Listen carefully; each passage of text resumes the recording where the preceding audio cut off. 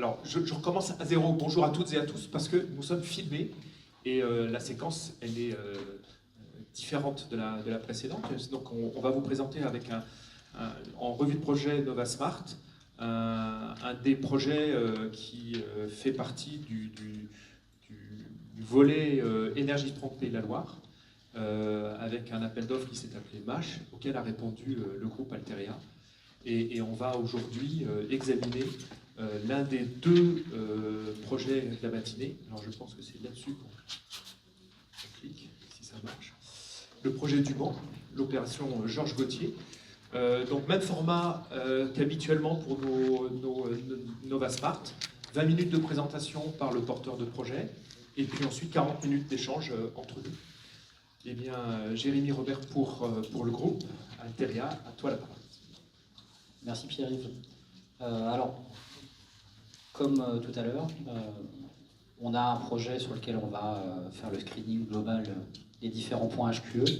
On a aussi choisi un point de vue qui va rejoindre d'ailleurs les derniers débats qu'on a pu avoir, c'est intéressant. C'est celui de la partie comment on fait le égal 0. Et cette opération-là est vraiment emblématique dans le sens où c'est une opération sur laquelle on part sur une production 100% ENR.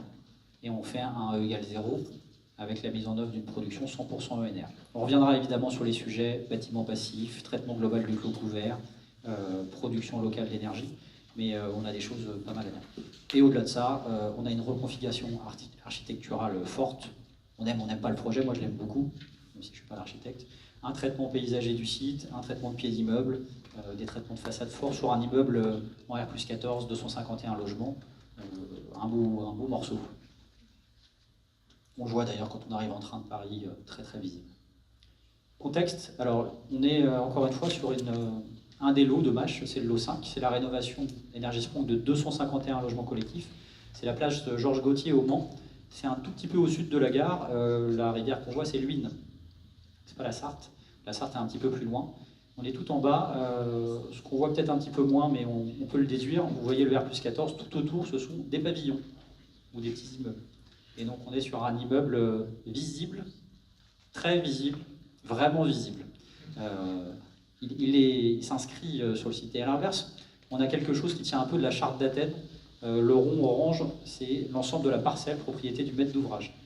D'un côté, un parking de quasiment 300 places. Il y a 251 logements, il y a plus de places. On a un plein sud, très beau plein sud.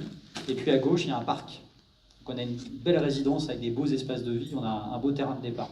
C'est aussi là que je disais, on s'est posé des questions d'opportunités de foncier qui ont été fermées par la maîtrise d'ouvrage, mais il y avait des belles choses là. Alors, 251 logements collectifs sur 3 bâtiments. On parle de 3 bâtiments, la vérité c'est qu'il y a un bâtiment avec 3 entrées. On est place Georges Gauthier au Mans, on est sur une opération Énergie Sprong, et puis sur des techniques constructives, ici on a mis le focus sur la production d'électricité par des ombrières photovoltaïques, on reviendra à comment elles sont implantées, et puis une production de chaleur par centrale bois granulé. On peut tout de suite pitcher l'origine du site. On est aujourd'hui sur une des grandes technologies des années 70. La production de chauffage elle se fait par une base de plancher chauffant électrique, tarif vert, très très bon marché, centralisé pour les locataires. C'est vraiment très très efficace à l'époque. Un petit appoint par des convecteurs électriques. Ballon d'eau chaude électrique. Évidemment, 50 ans plus tard, les trames électriques dans les planchers chauffants, elles lâchent les unes après les autres. Il y a des logements qui ne sont plus du tout chauffés aujourd'hui.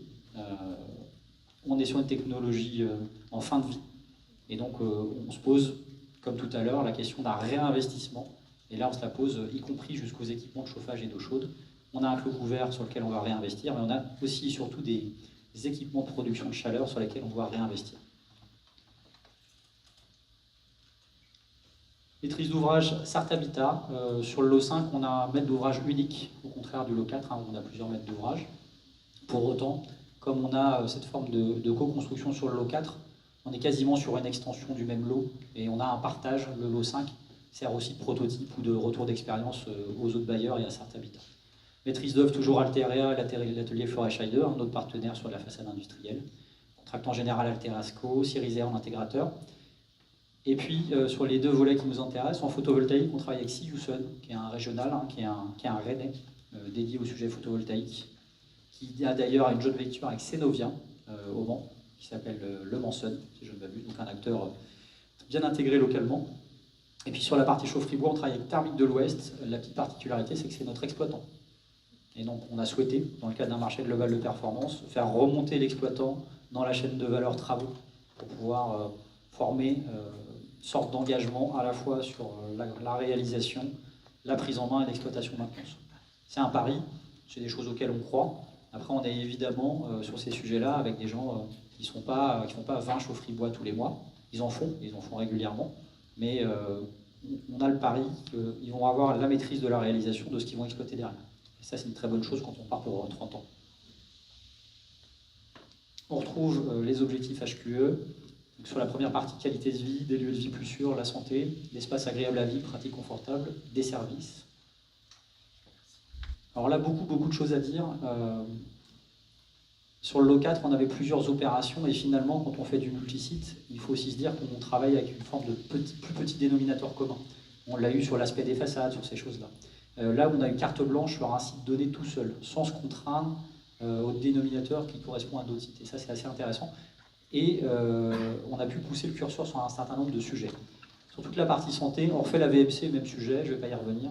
On a un vrai sujet, traitement de la sécurité incendie, VMC, façade. On est sur un IMH, et de toute manière, à chaque étape, il a fallu du coup de feu sur la ventilation. On a refait toutes les têtes de motorisation coup de feu. Sur la façade, c'est une donnée de départ très forte, toute la conception de façade sur la sécurité incendie. Sur la partie santé, gestion de la parcelle, il y a une bonne part de végétalisation. Et là, on est venu retravailler l'imperméabilisation, on recrée des noues. Alors, ça a fait débat et c'était intéressant avec la ville, le contrôleur technique. On met des ombrières photovoltaïques, on a choisi de ne pas mettre de gouttières forcément. Il nous a été opposé qu'on allait générer des flux d'eau. Et donc on recrée des noues, mais on en recrée aussi à un autre endroit pour le coup. Objectivement, on n'a pas plus de surface avec ou sans ombrière. Et pour autant, il y a quand même une vraie question du débit à un moment donné quand ça s'écoule.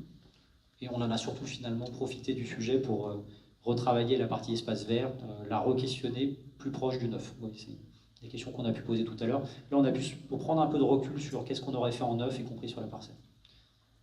Et puis, il y a un peu de végétalisation autour du parking, mais on a aussi accentué le travail sur le pied d'immeuble à plusieurs niveaux. On part d'une démarche architecturale assez classique, des immeubles très élancés comme ça, on aime bien les ancrer.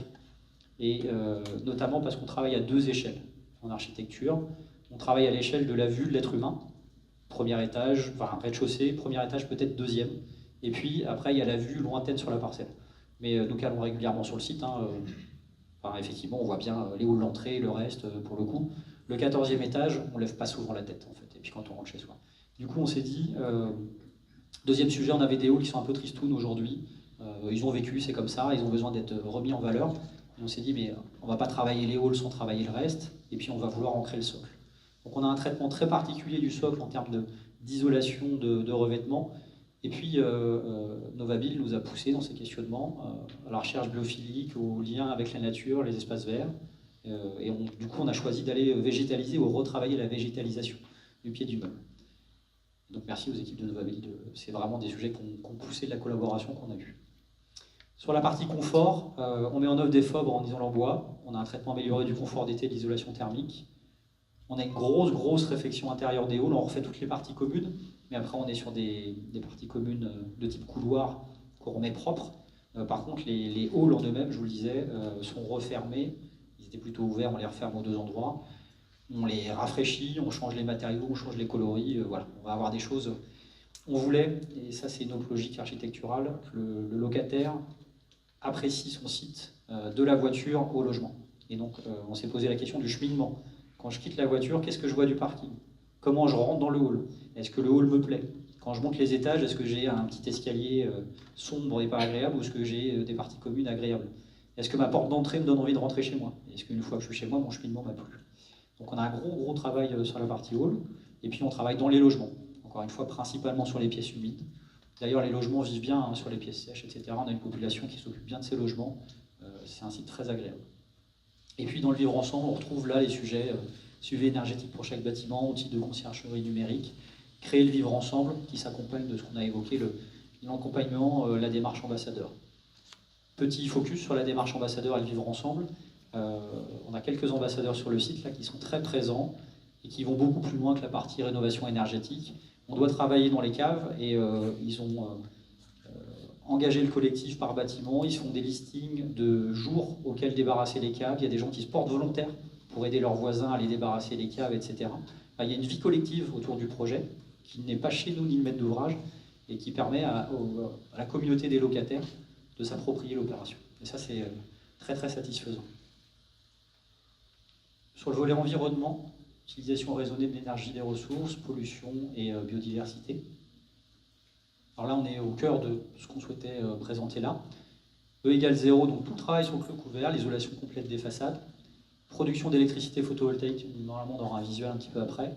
Et puis là, on voit la chaufferie bois qui se met, alors si je peux revenir, est-ce qu'on a un plan masse voilà. Vous voyez les sites, donc on a le bâtiment qui est longitudinal. En haut, il y a un petit bâtiment aussi qu'on voit, c'est un EHPAD. Et juste derrière l'EHPAD, il y a un boulodrome en gris. Et donc la chaufferie bois, elle est installée là, sur l'emplacement du boulodrome, avec accès chemin pompier, capacité d'avoir un semi-remorque bois qui puisse venir, qui puisse livrer bois, etc. Enfin, on est quand même sur un empilement de contraintes dans la conception qu'on guidait pas mal de choses. Donc une chaufferie bois granulée, et donc un process pour lequel on est en cours.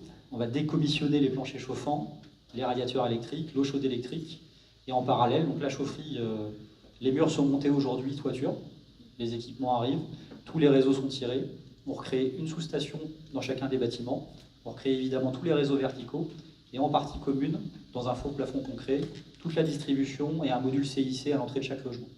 Ce qui fait qu'on va pouvoir mettre en eau, gérer notre équilibrage, et on pourra raccorder au module CIC l'alimentation de chaque logement le moment venu, qui pareil pour l'eau chaude. Et donc, quand chaque logement sera traité, on pourra les raccorder l'un après l'autre. Il y a une petite gestion de découplage pour les pompes en sous-station, mais finalement c'est un micro-sujet. Et donc on va, et tout ça, c'est des questions qu'on s'est posées dès la conception, dès les choix de la chaufferie, qu'on a continué de se poser sur les phases de conception, et aujourd'hui qui sont calées sur la partie chantier. Comment on va avancer les travaux, comment on raccorde, comment on décommissionne. Sur la partie pollution, on a un chantier propre avec tri, comme tout à l'heure, et puis toujours cette solution de recours à des solutions hors site, on limite la consommation de matière.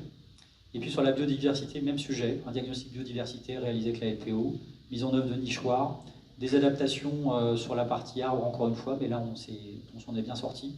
Et à la charge du maître d'ouvrage, donc pas dans notre projet, mais quand même dans le projet global, il va y avoir recréation de plantation de plus d'une centaine d'arbres en périphérie, côté ouest et côté est, pour gérer la co-visibilité avec les pavillons, et puis il y a les ateliers de l'autre côté des collectifs. Sur le volet performance économique, les charges et les coûts, la valeur patrimoniale et puis le dynamisme des territoires. On va retrouver des sujets assez proches. J'en ai profité pour remettre un peu de phobe sur un sujet énergie, mais c'est pas grave, j'imagine que ça peut compléter ce qu'on a dit tout à l'heure. Les visuels, et puis après je reviens à la partie performance économique. Sur la partie FOB, on l'a dit, il y a un vrai sujet en usine.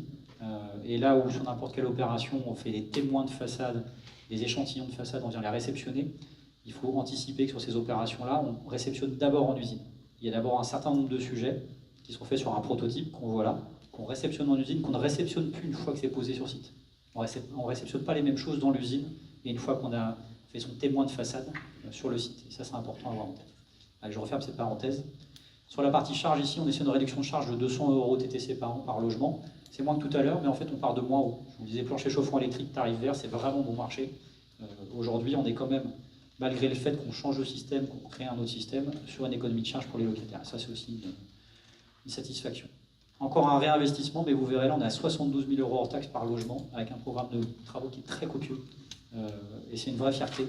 C'est-à-dire qu'on a réussi, à l'échelle d'une opération, à massifier et à tirer parti d'un ensemble d'éléments de conception, de choix, d'achat, qui permettent d'aller massifier et de tirer un prix intéressant pour le maître d'ouvrage. Puis encore une fois, un nouveau modèle, on va générer des recettes photovoltaïques, on va réduire les charges, on a un coût global amélioré. Sur le modèle HLM, pas de valorisation financière en particulier, mais une vraie amélioration de la valeur d'usage.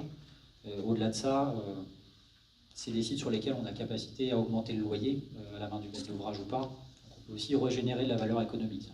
Et ça, c'est soumis à votre locataire, mais quand on fait un programme de cette ampleur et de cette qualité, qu'on l'accompagne bien, on doit pouvoir adhérer au vote locataire et pouvoir augmenter les loyers dès que c'est raisonnable.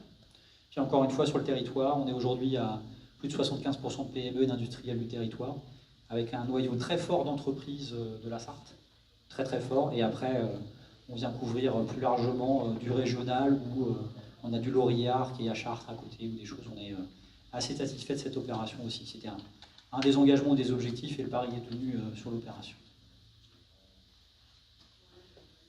Du côté management, l'organisation, le pilotage, l'amélioration continue. On a une opération de massification interbailleurs qui est en pilotage seul. Pour autant, comme je vous le disais, finalement on s'y est pas astreint et c'est venu de manière naturelle et c'est assez intéressant. On reste dans les opérations MASH et il y a de l'interlo au sein des MASH. Et puis nous, il y a une porosité entre le lot 5 et le lot 4 qui fait que ce qu'on fait sur cette opération permet d'alimenter le lot 4 et vice-versa. Ça, c'est assez intéressant et à titre personnel, en tout cas, on trouve que cette co-construction de l'ensemble des bailleurs a de la valeur et permet de faire avancer les projets, y compris la manière dont on traite le montant. Encore une fois, un contrat avec engagement de performance sur 30 ans. Petite spécialité ici, on a une tranche ferme de 15 ans de suivi et une tranche optionnelle de 15 ans après. Et ça, c'est intéressant de se dire, on a un maître d'ouvrage qui a 30 ans d'engagement, mais il s'est donné contractuellement la possibilité de s'arrêter ou de continuer à 15 ans, y compris pour nous. Ce qui peut changer certaines manières de faire les choses ou certains questionnements qu'on se pose. Pilotage, même sujet que tout à l'heure, hein, 3 filiales du groupe, un pilotage centralisé, resserré. Ce qu'il faut voir aussi, c'est que côté maîtrise d'ouvrage, alors je ne sais pas si on peut parler de pilotage resserré. Par contre, ce qui est intéressant, c'est que le maître d'ouvrage il s'est mis en mode projet et il a fait travailler les différents services concernés, services financiers, services techniques, services gestion locative, services contrat, tous fédérés au sein d'une gestion de projet, parce qu'il n'y a pas un sujet qui ne renvoie pas au contrat, qui ne pose pas des questions financières, qui ne pose pas des questions d'exploitation de maintenance. Tout est très systémique et très imbriqué. Et ça, c'est hyper intéressant parce qu'on a, nous, attaché de centraliser. Alors, on nous a posé la question, parfois, du coup, on voit qu'un ou deux interlocuteurs. Est-ce que vous êtes compétent sur tous les sujets? Alors, la réponse est non pour l'interlocuteur, mais oui pour le collectif. Et de la même manière, côté maîtrise d'ouvrage, il y a eu cette fédération et cette capacité à bien mettre autour de la table les différents interlocuteurs et à prendre des décisions qui synthétisent tous les besoins. Puis dernier sujet, l'évaluation, énergie management, coaching énergétique pendant 30 ans. C'est pareil, là on est comme tout à l'heure. Indicateur de performance, je vais plutôt passer à la partie synthèse. On a justement le plan masse avec la partie photovoltaïque. Alors vous m'excuserez, le sud est à droite, le nord est à gauche. Mais ça passait mieux comme ça pour le coup. Et donc vous voyez, plusieurs arbitrages, on a beaucoup fait de modèles. Et on a aussi eu des modèles où on s'est dit, tiens, on va tartiner tout le parking de photovoltaïque. On a quand même 14 étages, on voit un petit peu d'ombre portée là. Et il y a un moment donné où on faisait des demi-ombrières pour qu'il y ait très peu d'ombre portée, on en a toujours. Et à l'inverse, on a un plein sud. Et on a un super plein sud. Et celui-là, il est top. Et on avait exclu au départ ce qu'on voit en bas, sur la partie ouest, qui est un boulodrome. Parce que c'est un espace vert, et on s'était dit, on ne va pas mettre d'ombrière sur un espace vert. Oui, sauf que là, c'est un espace ensablé. Et d'ailleurs, sur conseil de Siouson nous dit, mais vous savez, les boulodromes pas couverts, vous le couvrez, les gens ils vont jouer au boule toute l'année, et ils adorent ça. Bon, écoutez, c'est l'intérêt de travailler avec des partenaires qui ont un peu de savoir-faire. Et donc on a rééquilibré, on a supprimé des ombrières à l'ombre, mal placées, on a favorisé le plein sud, et puis au contraire, on a déporté une partie des ombrières à cet endroit-là. Quelques retours d'expérience, 350 kW crête à peu près. On est au-delà de la partie transfo privée, les 250 kVA. Et ça a beaucoup posé question parce qu'on se retrouve avec 100 000, 200, 250 000 euros de plus-value pour le maître d'ouvrage, de reconstruire avec Enedis un transformateur privé, de le raccorder. Alors il y a le surcoût et puis il y a le délai. Parce qu'on sait bien que sur le dépôt de dossier, la capacité à reconstruire tout ça, on n'a aucune maîtrise. Donc on a 350 kW crête bridé. Mais je pense que les experts de photovoltaïque le connaissent mieux que moi. On a un système électronique de bridage qui fait qu'on ne dépassera pas cette puissance-là. Et donc on ne sera jamais sous le seuil HTA.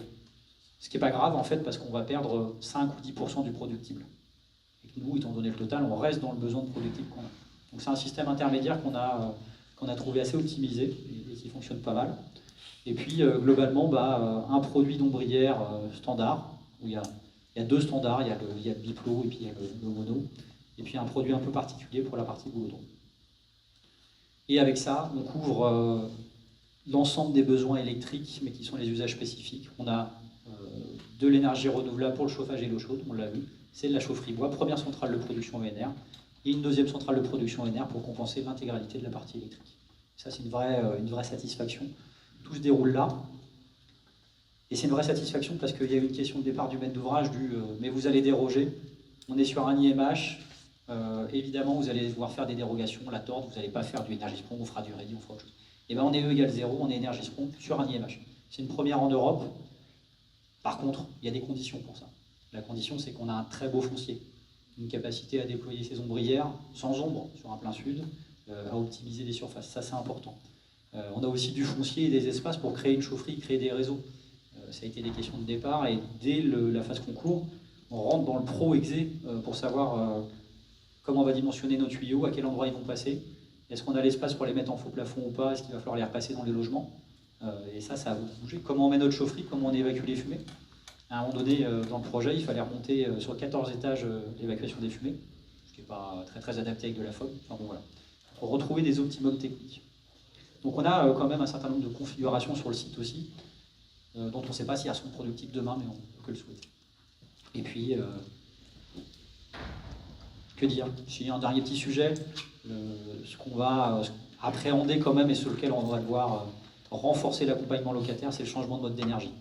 Les locataires étaient quand même habitués à avoir ce mix plancher chauffant dans les charges, mais quand même, ils faisaient ce qu'ils voulaient. En fait, ils avaient leur radiateur à eux. Aujourd'hui, on sait très bien que demain, ils vont vivre avec un système 100% centralisé, ils n'auront plus la main.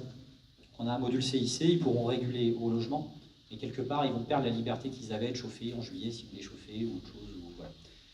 Donc on va avoir un accompagnement très fort des usagers. Il y a, comme tout à l'heure, cette concertation, les ambassadeurs. Ce qui nous sauve un peu ici, ou ce qui nous intéresse, c'est que je vous dis, il y a 10% des logements, il n'y a plus de chauffage de toute manière. Il n'y a plus de tram, il n'y a plus rien. Ça va nous aider. C'est pas joli de le dire comme ça, mais on va ramener du confort, on va ramener une capacité à avoir du chauffage dans les logements qui va être forte. Il faudra juste demain conjuguer la volonté qu'on aura, nous, de maîtriser la performance, donc à un degré donné, de la régulation, etc., avec le besoin des locataires d'adapter leur chauffage à eux. L'intermédiaire, c'est ce qu'on disait, c'est le kit CIC en entrée de logement, qui va redonner la possibilité aux locataires de réguler à l'échelle de son logement la partie chauffage. Et évidemment, l'eau chaude de près. Je m'arrête là. Merci beaucoup, Jérémy. On va démarrer la séquence de questions-réponses. Peut-être Hugues, sur tout ce qui est aménagement, implantation. Oui, moi ce que je constate, c'est que sur ce projet, par rapport au précédent, c'est que vous êtes intervenu sur une échelle plus grande, c'est-à-dire que vous venez intervenir sur la partie de la parcelle et pas uniquement au niveau des bâtiments. Donc ça, je trouve ça très intéressant. Pour un coût d'ailleurs, ramené au logement, si on parle bien de la même assiette, qui est plus faible. Donc qu'est-ce qui fait qu'on y arrive? En termes d'aménagement de la parcelle, donc on voit bien tout ce que vous avez fait, vous avez parlé des arbres, vous avez parlé des ombrières solaires photovoltaïques. Est-ce qu'il y a eu un travail de fait sur la désimperméabilisation des stationnements qui sont forcément assez nombreux? Voilà, donc voilà les 2-3 questions que je voulais poser en prémisse. Alors avant de parler de coût, cette question, le terrain, désimperméabilisation, c'est vrai que quand on voit ce plan, on se dit c'est quand même très daté et il y a sûrement des choses à faire en régénération. Est-ce que ça faisait partie du projet? Ça a fait partie de nos propositions et la maîtrise d'ouvrage a considéré que c'était un deuxième projet à venir dans le temps et que c'était un projet de gestion locative. Donc le besoin a été retenu, mais pas intégré à l'opération là. Mais effectivement, on l'a souligné nous dès le départ. Et ce qui est intéressant, c'est qu'on, je ne vais pas dire on a eu gain de cause, mais on a pu travailler sur le pied d'immeuble et gérer ce sujet de désimperméabilisation, pousser un peu la visibilité, là on ne le voit pas, mais les voitures arrivent aujourd'hui très proches des murs, on les recule un petit peu, on recrée des places PMR, on met un peu de distance. Donc on a, entre guillemets, gain de cause sur le pied d'immeuble, le maître d'ouvrage sait qu'il y a un sujet. Et la relation avec le quartier, tu en as parlé au début, l'implantation n'est pas du tout anodine. Il doit y avoir une vraie vie de quartier avec cet ouvrage qui est là, implanté en plein milieu. Comment est-ce que vous avez appréhendé ce point-là? Il y a beaucoup de sujets. Je vais prendre quelques cas. Je l'ai dit tout à l'heure, on voit en bas et en haut. En fait, on est dans les limites périphériques. Il n'y a pas tant que ça de lien finalement. Il y a plutôt des oppositions. Le bâtiment vit sur sa parcelle et s'oppose aux autres. Donc ce qu'on fait, c'est qu'on va replanter en haut et en bas. et on va finalement mettre de l'écart et gérer la co-visibilité. En bas, c'est des pavillons et il y a l'huile. Et les gens ils sont très contents de vivre sur l'huile et de tourner le dos un peu à l'immeuble. Et puis de la même manière, donc, ce qu'on fait, c'est qu'on va venir atténuer l'image et puis on va venir végétaliser les co-visibilités. Ça, c'est une bonne chose. Deuxième sujet, à droite, en bas à droite, il y a une MJC. Et en fait, les gens passent. Et ils se garent dans le parking du... Alors non, parce que il y a une barrière à l'entrée. C'est ça qui est bien aussi, c'est-à-dire que l'accès au stationnement, il n'y a déjà pas beaucoup de place, il est très réglementé. Par contre, à pied, les gens passent beaucoup par le parc, ils passent beaucoup là. C'est d'ailleurs un sujet sur le chantier parce qu'on vient couper les accès habituels. Mais dans les données d'entrée, on a fait en sorte de maintenir tout le cheminement. Vous voyez, il y a une coupure là sur les ombrières pour gérer la partie où ils passent à pied et qu'ils puissent partir derrière. Et d'ailleurs, on a regardé, on pensait qu'il y avait une convention d'usage pour pouvoir passer qui n'existe pas, mais c'est un fait, donc on la respecte. Et William, j'y vais maintenant avec ta question qui était à la fin sur les parkings vélo, tous ces usages complémentaires. Où est-ce que vous en êtes? Est-ce que vous avez pu offrir des usages complémentaires, au moins en termes de mobilité sur cette parcelle? Alors là, pour le coup, effectivement, on a pu prendre un peu plus de recul et ça a fait partie du re-questionnement des différents espaces. Alors à deux niveaux. Le niveau négatif, c'est qu'on récupère une partie des locaux pour créer des sous-stations. Et c'était des locaux moto ou vélo, etc. Et donc là, on vient au contraire les vider. Mais à l'inverse, on a reconfiguré les espaces dans chaque hall et on a ressorti et recréé des espaces PMR et vélo dehors. Et de la rampe et de l'accès du chemin de cheminement, etc.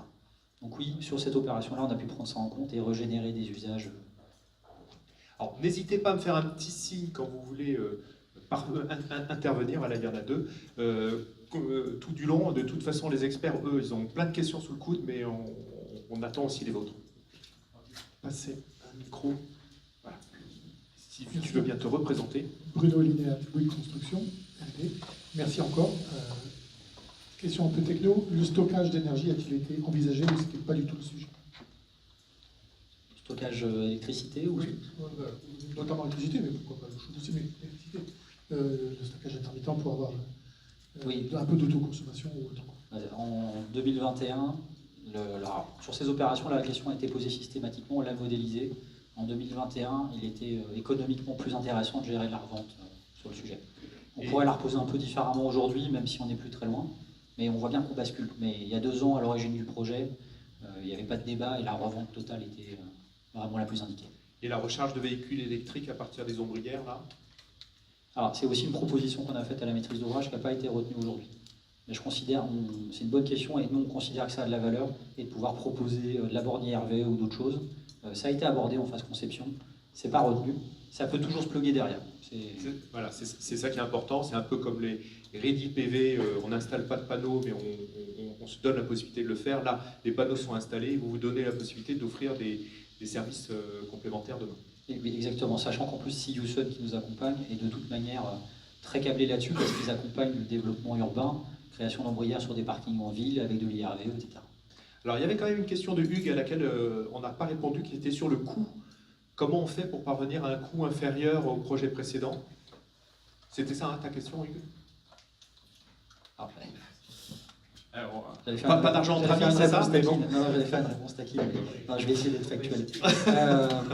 On est sur des projets d'innovation, il y a un certain nombre de frais fixes liés à du développement et de l'innovation, qu'on n'amortit pas pareil sur 46 logements et sur 251. Ça, c'est un bout de la réponse. Mais c'est vrai pour tout, vous voyez la partie chaufferie bois, on l'a questionné sur 46 logements, on s'était posé la question sur le projet d'avant. Il y a beaucoup de frais fixes. Enfin, d'une manière générale, il y a un ensemble de sujets, que ce soit de la prestation intellectuelle, que ce soit des travaux, que ce soit des fondations ou ce qu'on veut, qui peuvent être un ensemble de frais fixes, qu'on fasse 40 logements ou 250 quasiment. Et ça, c'est un des premiers leviers assez forts là-dessus. C'est d'ailleurs le principal, il y a 26 000 € logement d'écart. Et ça a tout fait. Ça, pareil, les halls, vous avez 80-90 logements par hall, vous pouvez mettre le budget dans le hall d'entrée. Quand vous en aviez 20 sur chaque bâtiment avant, voilà.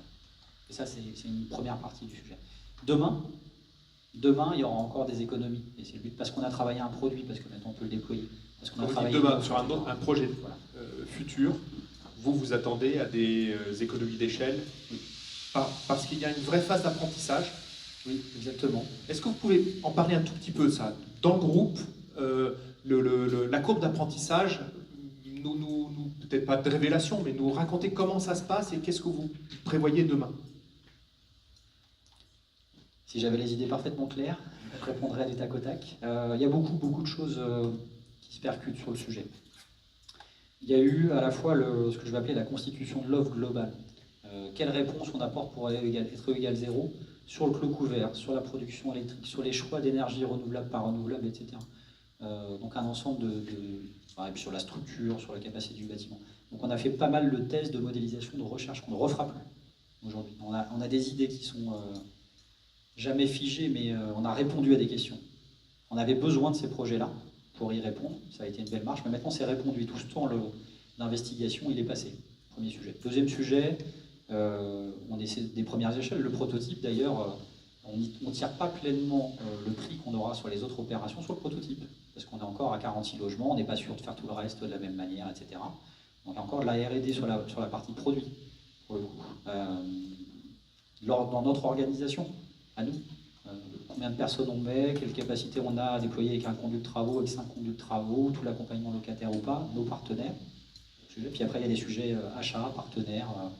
Quand on a, là, je vous disais, on a 46 logements sur le projet témoin. Quand on va passer à 500, on va pouvoir gérer des achats à l'échelle de 500, ce qu'on ne fait pas là à l'échelle de 46. Donc tout est imbriqué. Il y a 5-6 lignes qui vont venir se compléter. Il y a le produit en lui-même qu'on va pouvoir re-questionner. Je pense qu'il est déjà bien taillé pour commencer quelque chose. On a déjà commencé à regarder avec nos partenaires industriels qu'il y a sans doute encore 10-20% à gratter, le terme n'est pas bon, à optimiser, à réingénierer, on va le dire comme ça, parce que on met des bavettes, on a du feu, enfin du traitement feu, des choses comme ça, des choses peut-être un peu superflues, ou peut-être qu'on pourrait restandardiser et racheter 4 fois les mêmes tasseaux et pas 2 tasseaux différents et 2 autres. Enfin, voilà. D'autres questions dans la salle? J'avais une petite question sur la chaufferie bois qui est dédiée donc, aux 251 logements. Est-ce qu'il a été envisagé qu'elle puisse également desservir la MJC ou les PAD qui sont à côté de Paris? Alors peut-être dans un futur plus ou moins proche. Mais... C'est une bonne question, surtout que c'est propriété du maître d'ouvrage à côté, en exploitation, mais ça n'a pas été ouvert au projet. Une autre question dans la salle? Bonjour, Ewan Ravalon d'Etami. J'ai une question sur l'effet rebond des 2 projets qu'on a pu voir, c'est-à-dire effectivement chaque locataire va avoir un confort accru et peut-être une capacité aussi à absorber des frais de chauffage plus élevés. Enfin, en tout cas, voilà. Comment est-ce que ça fait partie d'autres missions de les accompagner aussi dans la prise en compte de ça et d'avoir un regard vigilant ou de changer certains comportements pour que cet effet rebond soit maîtrisé? Alors, effectivement, il y a 2 dispositifs. Il y a de l'énergie management pendant 30 ans. Donc là, on est plutôt dans le techno, le logiciel et suivre la perf. Après, il y a aussi un dispositif de coaching. Et là, le coaching, c'est tout le volet humain, sachant que le coaching, on l'a adapté dans le temps. Et en particulier sur cette opération, on collabore avec Sarthe Nature Environnement. Donc, plusieurs éléments. On a identifié des ambassadeurs du projet et on collabore avec Sarthe Nature Environnement qui, au travers des ambassadeurs, vient mettre en œuvre une politique. On a des livrets, mais on a aussi de la formation de gens sur l'accompagnement à la prise en main. Je considère qu'ils ont un nouveau logement demain. Hein. C'est comme s'ils arrivaient dans le neuf. Et avec Sarthe Nature Environnement, on va accompagner les ambassadeurs, puis, par effet boule de neige, l'ensemble des locataires, à prendre et à optimiser les consommations de leur site. Et Sarthe Nature Environnement nous accompagne pendant 2 ans après la réception. Nous, on est là pendant 30 ans sur le coaching. Mais on a une collaboration complémentaire pendant 2 ans après la réception de Sarthe Nature Environnement. Et dans l'équation E égale 0, on est bien d'accord, ça dépend quand même aussi du mode de vie des gens. Donc vous êtes engagé auprès du bailleur social à E égale 0, mais vous avez engagé aussi le locataire là-dessus sans que eux sachent que vous étiez engagé dessus. C'est ça, c'est notre prise de risque pour le moment. Mais effectivement, on a une équation globale dans laquelle le pilotage ou la prise en main par le locataire est importante, donc on met des moyens en face pour pouvoir y arriver. Sans savoir ou sans avoir la garantie, puisque là on touche à de l'humain, mais effectivement on pourrait demain avoir des locataires qui ne font jamais de réduit, qui mettent tout à fond, ça fait partie du risque qu'on prend. Une autre question. Guillaume de Navacelle Batipac. J'avais une question sur la chaufferie bois. J'imagine que vous êtes renseigné avant, à savoir s'il y avait des fournisseurs de, alors je ne sais pas si c'est copeaux bois ou bois déchiqueté pour fournir la chaufferie à proximité. J'imagine que oui, mais vous allez le confirmer, je pense. Et deuxième point, sans dévoiler de secret industriel, est-ce que vous êtes rentable dans ces opérations, avec toute la partie R&D et choses qu'on ne peut pas forcément deviner quand on va chiffrer? Est-ce que vous gagnez encore un peu d'argent, même si l'opération n'est pas terminée, bien entendu, ou est-ce que vous êtes à vous dire qu'il faut limiter la casse à ce jour, ou pas encore? Ça vous fait sourire en tout cas. Oui, oui. Oui, bah, ça fait sourire parce que c'est mon job de directeur de faire en sorte que la boutique tourne, mais effectivement, la question est bonne. Je me la pose au quotidien. Oui, sur la chaufferie bois, on a, en fait, sur ce projet-là, comment je pourrais dire, Altéréa, sur le volet ingénierie, sur les étapes de conception, on ouvre ce qu'on appelle des sous-dossiers. C'est-à-dire des éléments dans lesquels on va refaire une faisabilité au sein d'un APD ou d'un pot. Souvent, on en ouvre 10 ou 15. Là, on en a ouvert 50. C'est un projet d'une complexité, je n'ai jamais vu ça en 20 ans de carrière. Bref. La chaufferie bois, en dialogue et en phase conception, a fait l'objet de 1 ou 2 sous-dossiers. On n'a pas le P1, ce qui est une particularité de l'opération. Pour autant, on sait très bien que si on avait proposé une solution sans capacité de livraison, sans avoir vérifié la capacité à acheminer, à fournir, ça n'aurait pas fonctionné. Après, il y a un entre-deux, c'est-à-dire que là, on ne le voit peut-être pas bien, mais vous voyez à gauche au milieu, on a la voie pompier et on a un rond-point. Et donc là, en haut, il y a un petit triangle en rouge. On a Le Mans Métropole qui vient faire les travaux de réadaptation de la voirie, sinon on ne peut pas passer les smirboards pour venir souffler les granulés. Mais c'est des choses qu'on avait vues en amont, qu'on a travaillé en conception, qu'on a vu avec Le Mans Métropole, etc. Avec leur délai. Donc ça, donc oui, on avait tout vérifié, y compris le nombre de camions qui passeraient par semaine, etc. etc. Sinon, enfin, on est engagé, en plus on est engagé 30 ans, donc une solution qui ne tourne pas, ça ne fonctionnait pas. Et après, sur la partie financière, c'est très variable selon les opérations. Là, il y en a 2, il y en a d'autres. C'est aussi l'enjeu de la massification, entre guillemets, ou du multisite. Il y en a, on va être très très juste, il y en a où ça va bien se passer. Globalement, on s'y retrouve. Effectivement, il y a quand même un volet où on est de l'ordre de l'investissement, on ne va pas le cacher. On investit nous aussi beaucoup sur ces projets-là. Après, on ne le fait pas à perte, c'est ce que je pourrais dire. C'est une prise de risque pour le groupe, en tout état de cause. Il y a un choix et ça reste une prise de risque aujourd'hui. Exactement. Et ça l'est de manière décidée parce que on est sur des opérations qui sont le cœur de cible du groupe. Il n'y a pas de débat. 2 sujets, c'est les opérations que le groupe souhaite traiter et sait traiter. Et ce sont aussi des opérations qui nous emmènent un petit peu plus loin que ce qu'on sait faire. Et c'est aussi pour ça qu'on y met cet investissement dont je parlais, que ça nous coûte aussi, parce que ça nous tire sur les métiers des 10 prochaines années. C'est pour ça qu'on a consenti à cet effort, c'est que cet investissement-là, c'est de l'investissement justement, mais c'est pas un coût, c'est pas une opération qu'on fait, c'est une trajectoire à laquelle on croit. On croit à la massification de la rénovation énergétique environnementale, on croit au déploiement de solutions bas carbone en production, on croit au déploiement de solutions hors site. Et donc tout ça, il n'y a pas eu de débat dans notre esprit en fait. Alors il y a William qui a très envie. Non, je vais rebondir, vous parlez d'investissement et je voulais voir un petit peu, justement pour accompagner aussi les financements, s'il y a une recherche de subventions, est-ce qu'il y a aussi l'utilisation des C2E aussi? Est-ce que vous répondez à la label énergétique aussi qui vous permet aussi d'avoir des subventions derrière? Voilà, comme c'est cheminer aussi pour aussi avoir cet apport-là complémentaire pour répondre à une offre globale. Il y a le double aspect sur les subventions. Il y a la subvention sur le projet, sur la partie structurelle et sur l'énergie. Et puis il y a les aides pour un groupe comme le vôtre sur l'innovation. Ce serait intéressant aussi de savoir si vous avez fait des démarches particulières pour être appuyé, accompagné. Alors, sur le premier volet, qui est la partie financement opération, les bailleurs, leur AMO sont très bien câblés et outillés. Là, il y a du Massireno, il y a une belle enveloppe Massireno, il y a ce qui va à côté. Globalement, bailleurs, AMO ont bien fait leur travail et les opérations sont bien encadrées. La région contribue depuis le début. Tous les tours de table avec Novabuild, les différents acteurs sont gérés depuis 2018, globalement. Donc ça, c'est bien encadré. Côté opérateur, il y a 2 choses un peu opposées. D'un côté, on est rentré avec le dogme de se dire que ces opérations doivent se passer de financement. Et on voulait prouver la capacité de faire des opérations dans des enveloppes cibles sans être refinancé à côté ou avoir d'autres sujets. Donc nous, on n'est pas allé chercher de financement pour ces opérations à ce moment-là. Par contre, aujourd'hui, on a déployé des produits industriels, on déploie une méthode et des solutions. On est effectivement en train de se questionner sur le fait de financer et de porter les projets sur des appels à projets. Alors, il y a le volet financement qui est intéressant, et on en parlait tout à l'heure. Au-delà de ça, aujourd'hui, on ressent le besoin et l'envie d'être visible là-dessus pour venir fédérer. On parlait du réusage, réemploi, du tri. On sent le besoin de venir fédérer des acteurs qui ont envie d'aller plus loin sur ces différents sujets-là. Sur le sujet de la prise en compte de la biodiversité, du chantier propre, On n'a pas les réponses à toutes les questions qu'on se pose, à toutes les envies qu'on a.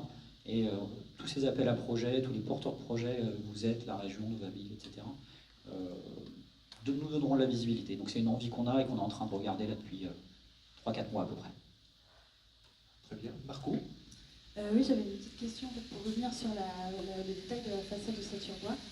Je me demandais, est-ce qu'on est sur le même type de système que pour le Moulin du Bois, le projet précédent? Est-ce qu'on est avec une façade qui est soutenue par des agrafes? En fait, sur les détails qu'on a, on voit qu'il y a une lame d'air entre la façade de Saturbois et le mur existant. Est-ce que, pour quelle raison en fait il y a cette lame d'air? Est-ce que c'est lié justement aux fixations? Est-ce que c'est lié pour avoir une meilleure gestion des ponts thermiques, notamment au niveau des tableaux des fenêtres, etc. Ou est-ce que c'est lié est-ce que c'est pour se désolidariser complètement de la façade, pour s'affranchir des contraintes de l'existant? Pour le sujet de la lame d'air, je vais répondre. Il y a un dossier en laine minérale derrière les FOP. Le premier sujet, c'est que les façades ne sont pas d'aplomb. Alors là, pareil, il y avait les façades d'origine. Ouais, il y avait une vêture, donc on ne le savait pas. On a eu différents plans de gros œuvres, etc. Et quand on a dévêtu les premières parties, il y a des écarts de 2 à 4 cm à certains endroits. Ce qui n'est pas dans les tolérances de la FOP. Donc on n'a pas d'aplomb, donc on est venu récupérer cet aplomb pour le coup. Après, on se pose beaucoup le sujet de la propagation feu. On a eu le sujet avec le bureau de contrôle. Objectivement, là on travaille avec Ossabois. Ce qu'il nous disait, c'est qu'en venant s'appuyer sur un mur béton, il n'y a aucune raison qu'il y ait de la propagation feu. Pour autant, on demande un minima à recoupement autour des nez de dalle, les menuiseries, il y aurait ça. Et puis après, on a une lame d'air. Mais là, on a vraiment un matelas laine minérale derrière pour gérer ces tableaux. Alors, c'est le même produit, et c'est justement intéressant, mais un produit qui permet différents designs. On peut s'arrêter là. On a un revêtement bois sur le lot 4, et là on a un revêtement métal. Alors, ce qui est sûr, c'est que pour faire de la FOB sur un IMH, on doit gérer la propagation verticale et horizontale. Ça, c'est assez sympa. Et du coup, on ne pouvait pas recourir à du revêtement bois. On ne pouvait recourir qu'à du minéral, à un équitone, ou ce qu'on veut, ou du métal. Et sans sécurité sur la capacité de portance avec du minéral, qui vient faire reposer du poids quand même, et surtout avec l'envie de pouvoir générer un travail architectural, on est très vite parti sur une solution bardage métal. On avait même tout à l'origine du projet, là où on est en orange, en oxyde, de l'acier Corten. Donc on avait des gestes architecturaux très forts. Dès qu'on travaille sur du bardage métal, on peut avoir un geste architectural très très fort et très poussé. En plus, on a des loggias à gérer, il y a des nez de dalle, il y avait des cordons, des coïncidences sur la peinture. Vous voyez, on individualise un peu certains étages. On vient casser la massivité du site. Donc là, c'est le même produit, et c'est le 80-20. Il y a 80% qui sont identiques, et la partie revêtement, elle est différente, et elle permet d'avoir le projet architectural qu'on veut, presque. En tout cas, de pouvoir faire un projet sur de la façade métal, du feu et de l'aspect architectural pour le site. Une question?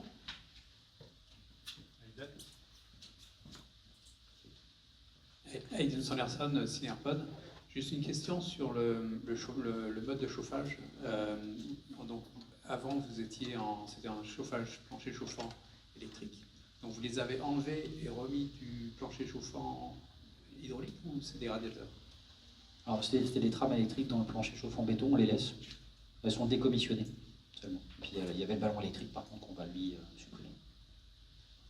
Et une autre question sur la rentabilité du projet. Vous n'avez pas parlé du revenu que les bailleurs allaient avoir en photovoltaïque. Est-ce que vous avez une idée du montant par logement que que le bailleur en fait va faire en revenu photovoltaïque? En deux têtes, non. Mais s'il faut, on pourra apporter la réponse. Sachant que par contre, il nous avait été demandé de travailler sur des temps de retour ou de la valorisation. Mais là, de tête, je ne saurais pas vous répondre. Oui, alors, une petite question, type macro, c'est-à-dire que bon, on parle de égale 0 depuis tout à l'heure. J'ai bien compris que c'était plutôt par flux, c'est-à-dire que le thermique doit compenser le thermique et la production électrique doit compenser les consommations électriques. Et sur un projet comme celui-ci, est-ce que vous avez quelques chiffres à nous donner entre l'avant bilan consommation énergétique, l'après prévisionnel consommation énergétique et in fine, du coup, la production que ça génère, juste pour se donner quelques ordres de grandeur, parce qu'on parle technique, et on parle E égale 0, mais derrière, il y a quand même un bilan chiffré. Très bonne question. Alors là, en plus, on est Massy Reno. Les grands ordres de grandeur, on est autour de 70-75 kWh par mètre carré, tous usages THCX, méthode réglementaire après travaux. Donc on n'est pas E égale 0 après, évidemment. Et donc un ensemble, c'est bien pour ça qu'on vient compenser avec 2 centrales. Donc le photovoltaïque qui vient compenser. Et à l'origine, avant les 75, on était à combien? Entre 150 et 200. Pas très. Enfin, non, pardon, je dis des bêtises. Non, on est étiquette E au départ. Comme on est sur un site électrique, on a le coefficient de conversion électrique. C'est ça qui m'échappe. Hors coefficient de conversion, on est autour de 140 pour le coup, et on est à 300 kWh par mètre carré au départ. Toute consommation. Ouais. Sur la partie THCUX. Donc c'est les 300 qu'on passe à 75, et si on veut répondre à Hugues sur le avant-après, c'est à peu près ça? Sur l'énergie primaire, sachant que je mélange toujours les pinceaux parce qu'on a baissé l'énergie primaire des LEC. En énergie finale, finalement, on était plutôt moyen, mais on passe à peu près l'étiquette E à l'étiquette B. Ça reste aussi, de ce point de vue-là, quelque chose d'emblématique. Mais c'était les conditions de Massy Reno au départ.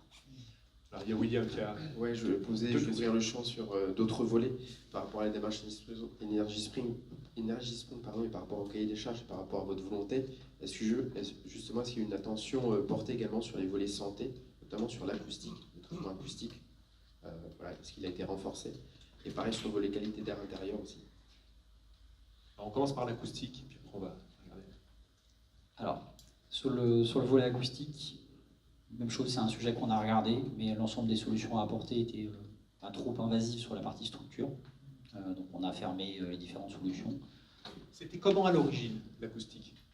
Ils entendaient ce que j'allais dire se aussi, passait chez les voisins? Sachant que ça se passe plutôt pas mal. La seule problématique acoustique, c'est des sujets de chute, et on vient les encoffrer.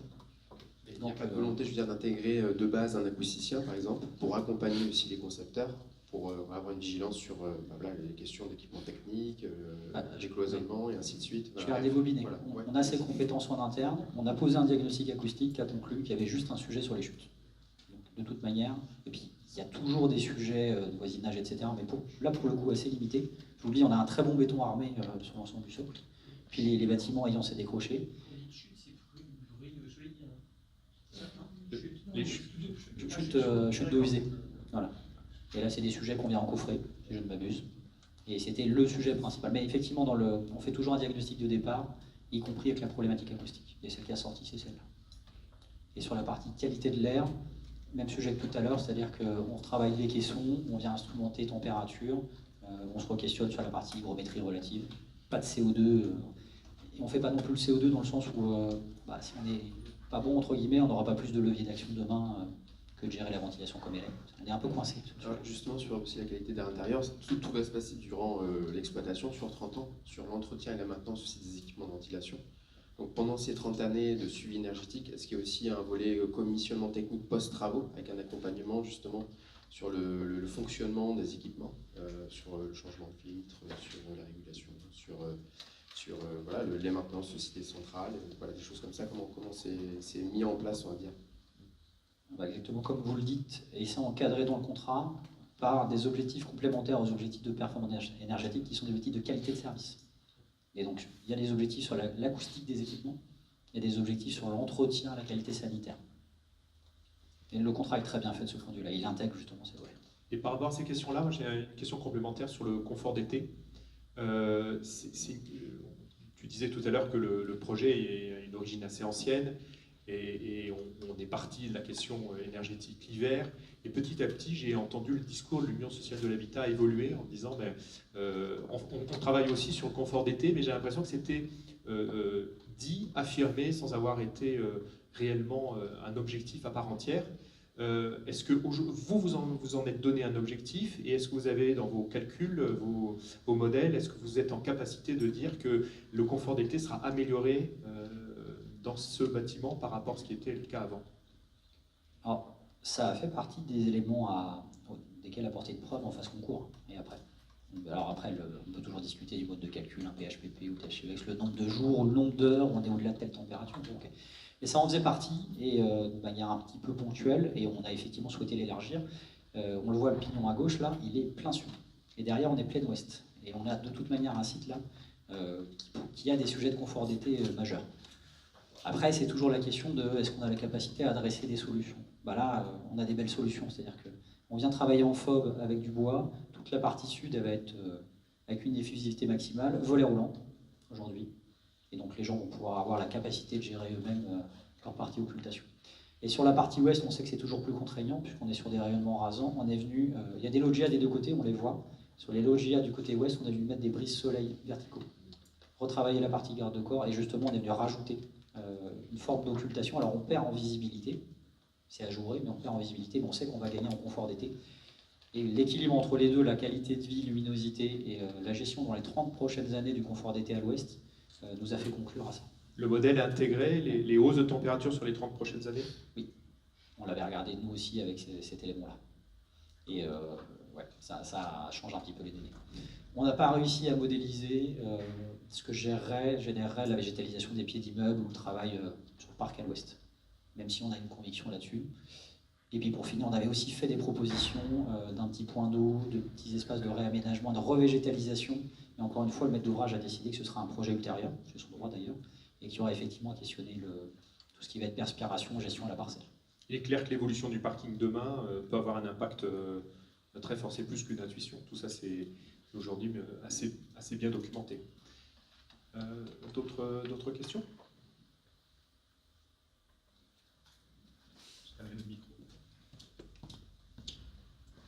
Merci. Donc, Ewan Rabalon-Etamine, deuxième prise de parole. C'est pas vraiment une question, mais c'est plus une remarque ou une réaction sur la matinée qu'on vient d'entendre et le format Nova Smart. Déjà bravo pour l'exercice, parce que en fait vous étiez seul à répondre à toutes nos questions. Et du coup justement c'est sur cette question derrière vos projets il y a des maîtres d'ouvrage, il y a des partenaires, etc. Et il y a eu beaucoup de questions aujourd'hui qu'on a soulevées sur au-delà de votre périmètre contractuel ou du périmètre projet, on parlait de mobilité, de gestion des déchets, etc. Et du coup, c'était pour appeler au prochain Nova Smart peut-être d'avoir aussi une équipe élargie à présenter les projets pour aussi faire résonner en fait d'autres questions. C'est pas forcément pour critiquer, on comprend la technicité du programme Energy Sprong qui fait que c'est difficile de traiter toutes les questions, mais quand même il y a un enjeu aujourd'hui effectivement d'avoir un regard très transversal, y compris sur la mobilité et le poids carbone que ça implique. Et donc voilà, c'était pour aborder ce sujet. Et avant que tu répondes, le comité d'experts s'est posé la même question et s'est dit, en fait, c'est un vrai beau projet d'ingénieur et qui nous est présenté comme un projet d'ingénieur. Et on avait envie aussi d'entendre tous les autres aspects qui font que c'est un projet de vie aussi, en plus d'un projet d'ingénieur. C'est ce que je crois entendre dans le propos d'Etamine. Comment est-ce que, justement, chez Altair, vous avez traité cette question du passage en Nova Smart pourquoi cette réponse unique? Alors, je suis assez à l'aise avec ça et je vais finalement prendre des mots qui seront sans doute les tiens, dans le sens où il y a un plan de communication sur plusieurs années autour du projet. L'AEMO de l'USH qui est là, EDMASH a son propre plan de communication. Il y aura des choses portées par les maîtres d'ouvrage qui seront présentées sous ce format-là ou sous l'autre. Donc là, on est sur un moment de présentation par l'opérateur de certaines de ces solutions. Donc on l'assume pleinement, 2 éléments très forts. C'est sans doute le seul qu'on fera sous ce format, ou peut-être un prochain quand sera fini. Et puis après, il y aura d'autres sessions où c'est effectivement les maîtres d'ouvrage qui viendront reporter leur vision à eux, puis il y aura des sessions plus collectives.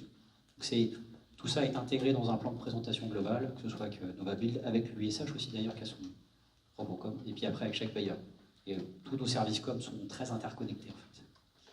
Alors je ne sais pas si ça te satisfait complètement, je vois ton regard un peu interrogatif encore. Pour ceux qui le souhaitent, cette opération-là, il y aura une visite de chantier organisée par NovaBuild, au Mans.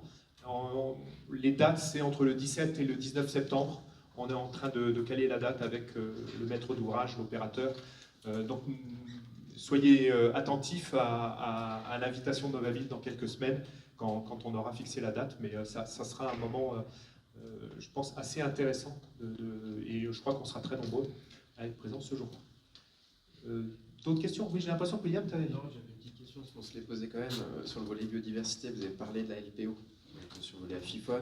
Ligue de protection des oiseaux. Voilà, exactement, de savoir comment... Vous avez parlé de diagnostic 4 saisons, ce qui est très bien. Mais opérationnellement, comment la LPO du coup, vous a accompagné et comment ça s'est cheminé? On a certains coups où on voit des nichoirs à martiner en façade. Donc est-ce que ceux-là ont bien été du coup, introduits dans le complexe de façade?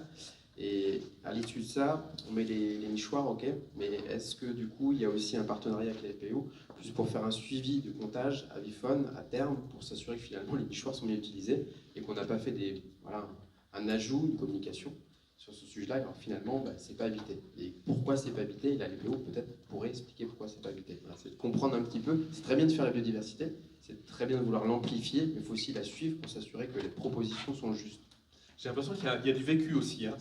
On met des nichoirs et puis il reste vide. Quoi. Oui, c'est ça. Puis, des fois, il y a des explications ou pas, et des fois, on ne l'a pas positionné au bon endroit, on ne s'est pas questionné comme il fallait. Et du coup, c'est une nécessité effectivement d'avoir un lien avec la LPO, mais aussi en phase chantier, et aussi en phase après exploitation, aussi usage. C'est comme le égal 0, c'est une obligation de résultat en fait. Alors, je vais être très à l'aise avec ça, ça fait partie des sujets, un peu comme le révisage de l'emploi ou d'autres, qui étaient un peu périphériques et qu'on remet là. Donc on teste, on fait des choses, on fait sans doute pas bien, et c'était aussi un de mes plaisirs d'être là aujourd'hui pour se faire challenger là-dessus. Et là, je l'ai mis d'ailleurs, et quand je l'écris, je me dis, je vais avoir des questions et je sais que je n'aurai pas répondre.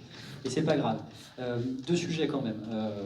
C'est plutôt le maître d'ouvrage et l'AMO qu'on travaille avec la LPO. Après, on a partagé sur le rapport, sur ce qui a été fait.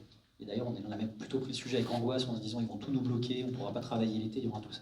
Ça s'est bien passé, ça a été collaboratif. Dès lors qu'on est sorti de la position en disant non, on fera sans eux, on verra, on a dit non, mais il faut faire ce travail avec eux, il est important. Ça a été hyper collaboratif. Qu'est-ce que le DIAC pose aussi, pour en parler un petit peu? Il pose potentiellement le droit ou pas d'intervenir en travaux à certaines étapes de l'année. Ça nous a beaucoup angoissé. C'est-à-dire, il y a des moments de nidification, il y a des moments de reproduction où potentiellement le chantier aurait pu être arrêté. Ça, c'était une des grandes questions de départ. Ça, on n'aime pas beaucoup. Hein. Non, on est pignon. Surtout sur un sujet nouveau qu'on prend. Il y a ce sujet-là, il y a le sujet du plomb aussi, j'y pourrais revenir à un autre moment, mais des sujets qui n'étaient pas habituels, qui n'étaient pas là en 2021, qui prend un peu comme ça de face. Ça, on a vite répondu que non. Après, il y a aussi que non quoi qu'il n'y aurait pas de contraintes sur les délais d'intervention par rapport à la nidification, etc. Et de la même manière, on ne se serait pas opposé à ça, évidemment. Ça nous aurait même heurté de s'y opposer. Par contre, ça nous aurait coûté de reconfigurer complètement le projet et de doubler dans le temps avec un financement Massireno, etc. Enfin, bon. Bref, il y a des petites angoisses du moment. Ça a été statué, pas de sujet. Deuxième sujet, il y a des besoins d'élagage, on passe à la grue PPM, il y a des choses, etc. Les besoins d'élagage et avec l'existant, il n'y a pas eu de problème non plus. Pareil, on a soulevé ce sujet-là. Il y a d'autres OP sur l'OCAD qui viendront où on aura peut-être un petit peu ça. Et puis après, troisième sujet, il y a le sujet de favoriser la reproduction sur site, etc. Il y a toutes les plantations d'arbres qui viennent à la fois de la co-visibilité et de ce sujet-là, et la partie nichoir. Et donc après, pour l'instant, rien n'est prévu en suivi, donc la question est hyper intéressante.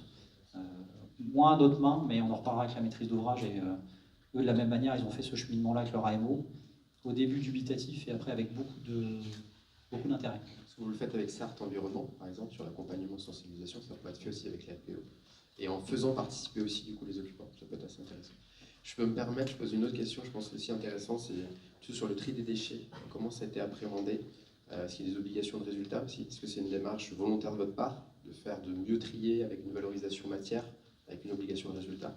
Et pareil sur le réemploi, on est sur une démarche, en termes d'économie circulaire, on a parlé de ressources, en termes de réemploi. Est-ce que on pourrait rajouter aussi un curseur là-dessus pour avoir aussi des obligations de résultats, pour intégrer une proportion de composants, de matériaux issus du réemploi? Les filières aussi se lancent. Donc maintenant, il y a beaucoup de partenaires locaux, régionaux, qui accompagnent du coup, les concepteurs pour intégrer une part significative de matériaux en réemploi. Une minute avant la fin, toi tu ouvres le champ du réemploi. C'est ça. Non mais c'était plus ou moins suggéré. On a plusieurs fois, vous l'avez dit. Voilà, une petite réponse là-dessus, ça peut être. C'est une très bonne question. C'est un sujet qu'on s'est posé, là encore, dès la phase dialogue et après, qu'on s'est reposé en conception. On n'a pas trouvé à l'échelle de ce projet des partenaires et des solutions de réusage et réemploi. On a 700 radiateurs à déposer, électriques, on a pareil 250 ballons, etc. On n'a pas trouvé ni de partenaire ni de solution. C'est une grande frustration pour moi et toute l'équipe. On a voulu y aller deux pieds dedans, on s'est dit qu'on trouverait facilement des partenaires, c'est pas le cas. Aujourd'hui, on fait du tri. Après, il faut aussi savoir qu'on a un certain nombre de matériaux amiantés ou avec du plomb. Et donc là, on oublie le tri, dont la partie menuiserie, qui aurait dû partir en revalorisation.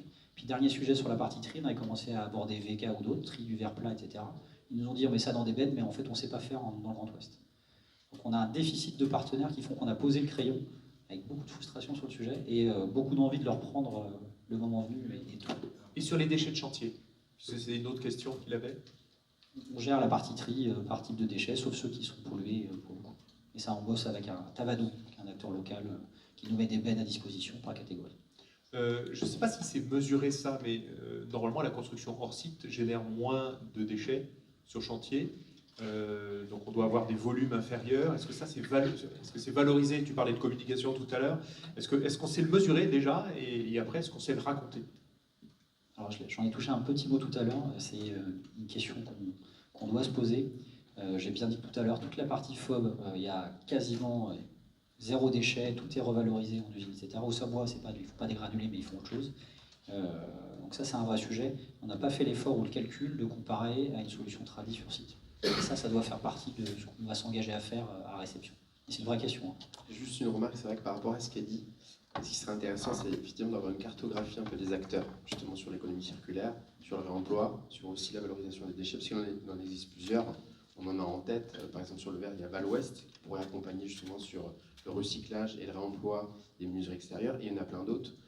Il y a plein d'opérateurs aussi sur le réemploi, Cycle Up, ici Murmure Réemploi, enfin il y en a plein qui existent un petit peu partout, ça se monte, mais ce qui manque effectivement, c'est de les identifier, et d'avoir ce temps d'identification, et à partir de là, de les contacter, parce que souvent c'est des gens qui sont à la recherche justement de ressources, donc ils viennent récupérer les lavabos, ils viennent récupérer parce qu'ils ont besoin de ces ressources pour proposer.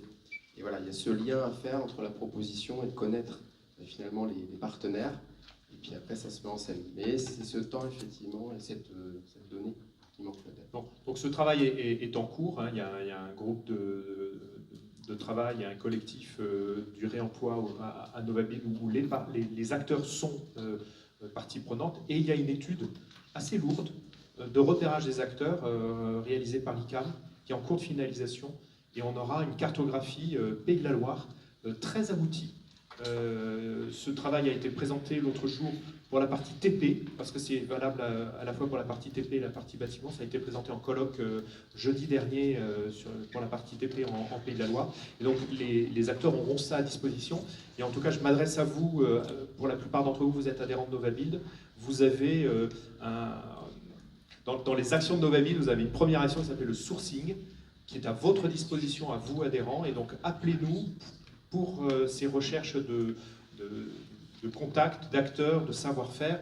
L'équipe de Novabuild, Margot, Lola, Juliette, sont à votre disposition pour répondre à vos interrogations là-dessus, parce que je pense qu'on a maintenant une vision assez claire des acteurs, même si on n'a pas encore résolu un autre problème qui est la complexité, c'est ce qu'on entend de la part des maîtres d'ouvrage, de la complexité dans la diversité des acteurs. Ils ont du mal à se retrouver dans les métiers de chacun, jusqu'où ils vont, jusqu'où ils s'arrêtent, et avec donc un certain nombre de trous dans la raquette qui existent dans les différentes actions.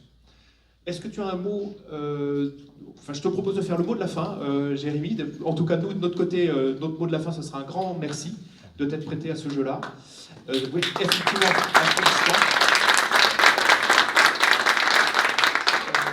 voilà. Un mot complémentaire, ce qui n'a pas encore été dit et que tu avais envie de dire depuis tout à l'heure. Je vais juste fermer, mais je voulais te donner notre satisfaction d'être là. On avait pris l'engagement en 2021 avec Novabuild de participer à vos côtés. Vous aviez fait beaucoup jusque-là. On est hyper satisfait chez Altine d'être là maintenant où on est et de pouvoir partager avec vous et tous les adhérents là-dessus. Que tout ça se concrétise et que ça continue demain. Merci beaucoup.